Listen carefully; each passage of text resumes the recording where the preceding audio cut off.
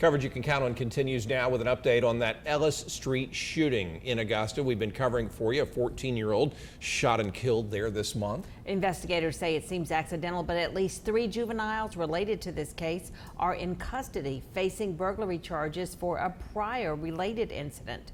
News Channel 6's Ashley Osborne is digging deeper. As deputies continue to investigate, we continue to ask questions about what happened here on Ellis Street on January 3rd. The Richmond County Sheriff's Office not able to give us much information because all of the suspects involved are children. Shortly after it happened, I was out here talking to neighbors. One man says he feared something like this would happen. He says they have to call 911 from their block a lot. So we requested the call log. Here's what we found.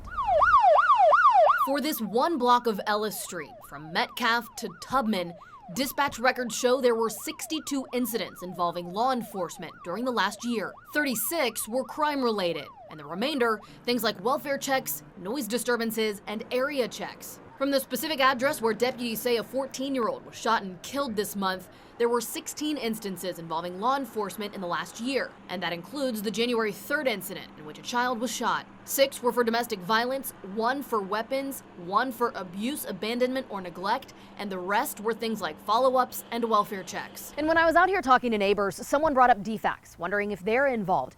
DFACS, much like the Sheriff's Office, can't talk about open cases involving children. So today I sat down with a former DFACS employee. She explains what to look for, the signs, and then how you should approach a situation if you think their help is needed.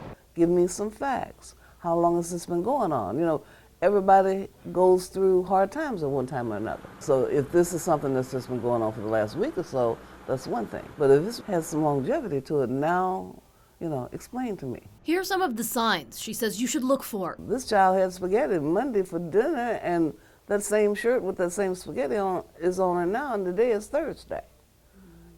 So somebody isn't bathing them or changing their clothes. She hopes this information helps you prevent future tragedies involving children, so we can avoid situations like the gunshot that ended the life of a 14-year-old on Ellis Street this month. In Augusta, Ashley Osborne, WJBF News Channel 6.